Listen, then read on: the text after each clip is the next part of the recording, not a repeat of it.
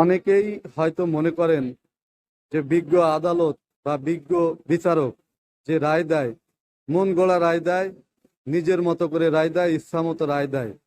এটা কিন্তু সম্পূর্ণ ভুল। আইনের বাইরে কেউ রায় দিতে পারবে না, দিতে পারে না। আইনের মধ্যেই সব রায় দিতে হয়।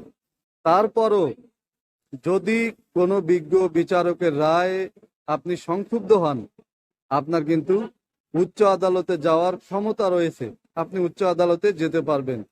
কিন্তু আপনি যদি বিজ্ঞ বিচারকের রায়ে সংক্ষুব্ধ হয়ে বিজ্ঞ আদালতকে এবং বিজ্ঞ বিচারককে নিয়ে কটূক্তি করেন, এমন বাজে মন্তব্য করেন যা আদালত অবমাননা হয়, তাহলে আপনি কিন্তু নিস্তার পাবেন না বা রক্ষা পাবেন না।